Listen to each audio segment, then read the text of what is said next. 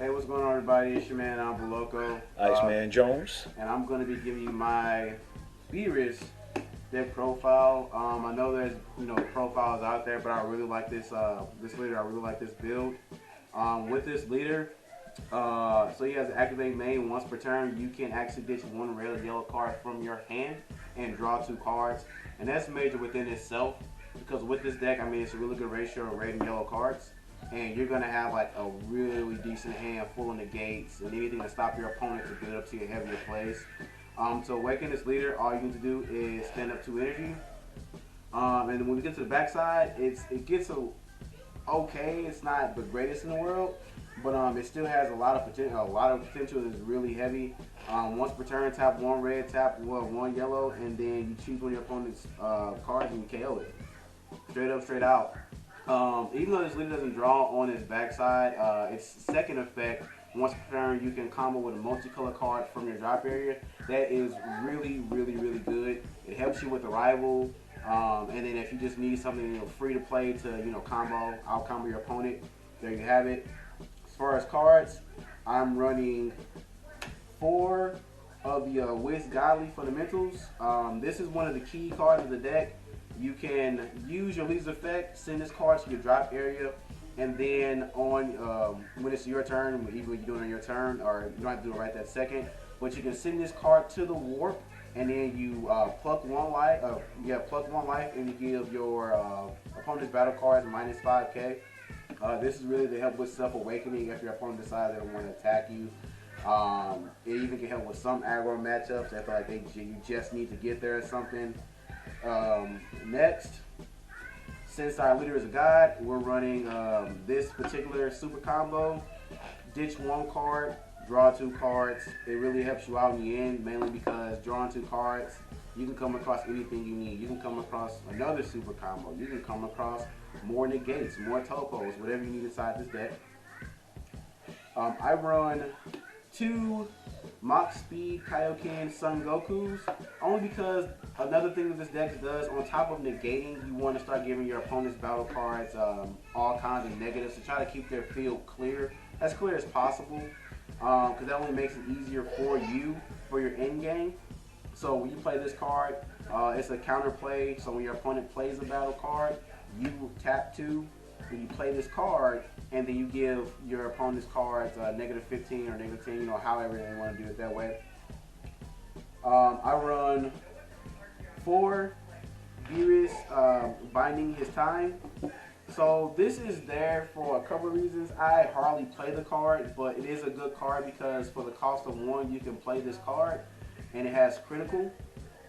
Most of the time, I usually charge it, or I just kind of ditch it to get more negates into my hand or more things I really need. But when it comes down to it early game, this card is really, really, really good. 39 your opponent. I'm playing 4 of the multicolor Whis. This card is literally nothing more than just energy and something else to use for your leader. You place this card in your energy. If it's the first multicolor card that you played in your energy, you have to play it in rest mode. But on your next turn, let's say your energy is standing up. If you play another multicolor, like if you play another Whiz down, then you can go ahead and energy exhaust is no more. So ideally, you want to see this turn 1 for the charge. Turn 2, hope you have another one, play it on down. And then you have 2 red, yellow energies. Now I'm running 2 of the Beerus Path of Destruction. I like this card because it can attack active battle cards. And then I tap 1 red, 1 yellow, switch this card to active mode. I have yet to find myself to truly play this card. It's just one of them cards that when my leader's awakened, I just use my leader's ability to play it out and then rival out my other Beerus. But it's still a good card just in case, depending on the matchups. If your opponent wants to run a little bit slower, then you got that card to, play the same game they're playing. Since you negative field, we're running SS3 Goku 1-hit wonder. As soon as you give a card a negative, you go ahead and play this card if another one is not in play. Just because I needed more yellow, I'm running 2 Godly Destruction Whis. Now this is good in certain matchups because like if you're going against like blue or blue-green, your opponent wants to try to stand up energy using sensory beams or anything like that. This is going to deny them that time or chance to do that. So you can actually slow down the tempo of the game for you and play it your way. Granted, it doesn't have barrier, but that means they need to tap down more energy or do some other ability to get rid of this card. Right now, I'm running 2 of the Vegeta exploiting weakness. Yeah, exploiting weakness. Ooh, that was my fault. So it's just one of those counter plays. Your opponent plays a card, you tap 3, and then you can give your opponent's entire board negative 20,000, and that's heavy within itself. I mean, to neck the whole board negative 20 is really going to hurt your opponent because that's just all their cards gone. Now on to more red yellow cards. I'm running 5 Beerus no holds bar, and the only reason, I'm sorry, not 5, 3. And the only reason I'm running 3 is because I only have 3. But ideally what you want to do with this card is you want to go ahead and rival out and start blowing up your opponent's cards, only because you want to stop them from having those heavy plays. It destroys battle cards that are 25 or 30k. So when those people want to come out there and they want to play like the 7-drop baby, or they want to play like the 8-drop android, you can go ahead and hit that card. I'm playing 3 SS4 Goku's Heartfelt Plea. It has offering, so either your opponent's going to crit life or let you draw 2, triple strike. Pretty much straightforward. When your leader awakens, you can go ahead and you have to sack one of your red or yellow. Is it red? Yeah, sack one of your red battle cards with a power of 25k, and then you play this card if you use it on the for the awakening part. So ideally, I want to see like either like a Beerus on the board, or I want to see like another baby on the board or something like that to go ahead and hit my opponent.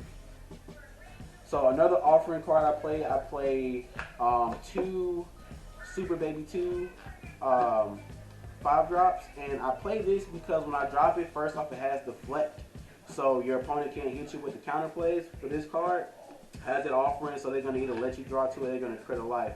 But when you play this card, you choose 3 cards in your hand, you place them in a drop, and you go ahead and you give your leader, your opponent's leader, negative 20k, and that's heavy because right when you're going for the win, you tap your 5 down, you play this card, you swing in. 9 times out of 10 they might take it, they might not, but once you awaken, you go ahead and you awaken into this. So now you have a triple strike on the field.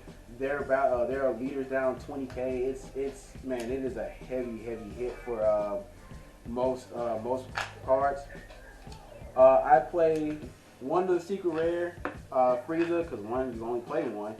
But mainly because when you play this card, you go ahead and you rip 1 card from your opponent's hand, and then you neck their entire board. Nothing's going to survive it. And it has quadruple strike. I've played this card before and won a match with it. Sometimes it's just kind of in hand because the main win condition is going for the SS2 baby into the Heartfelt Plea Goku. I play another bomb, 1 Food Shrouding Mystery. I mean, if they somehow manage to survive, you drop this on your next turn because you're going to have plenty of cards in your drop area. And then next, your opponent can't hit, you can't use any skills. They can't super combo, or at least draw off their super combos. They can't negate. I mean, there's nothing they can do unless it's their leader's ability. I play 4 topos. Yes, 4 topos. Just because for this deck, it's a mid-range deck. It's a long game too. If this deck manages to make it to 4 or 5, which it will make it to 4 or 5, 6 energy easy, your opponent's gonna have a hard time against this deck. Like really hard. And for the Topo's effect, since you got to discard 1 for card, a great combination is always you hit it with the Beerus. You discard, play the Topo, discard the Beerus. Beerus effect, since you'll get rid of it because of a battle card skill, you play it onto the board. I played 1 Beerus ball, and I only play 1 just because I haven't really found a real meaning for it. But it's just like Denial. Your opponent throws something out there with 15, and then you just send it to the drop area like it's never been played. I run 3 Flying Nimbus. Flying Nimbus is just a really strong negate. I mean, I still, for YOLO, there's no other negate better than that. You play it, drop 1 yellow card, and then your opponent can only get 1 more battle card attack. I play 1 after image technique. I could boost that up. I definitely will boost that up. But right now, 1 does me just fine because I usually more so rely on my topos and my Nimbus. But this is there as another negate. So as you can see, I'm already at 8 negates already. For the 9th negate, I run this at all you got. You play this, drop 1 red card from hand, give 2 cards on your opponent's board, -15. And then for my final card, I run 3 Denial of Hopes. So you play this, if your opponent plays a battle card with 20k. So like I said, that's my deck profile. As you can see, it definitely can take you a long way. And even after all that is said and done, I mean, you got topos, you got all these other negates in the hand. But other than that, that's my deck. 4 topos to be exact. 4 topos. And you will always see the topo no matter what. So thanks for watching. If you have any other things you'd like to like, comment, subscribe. And Nova said as well, like, comment, subscribe. Let's get it. Let's get it. 4 topos.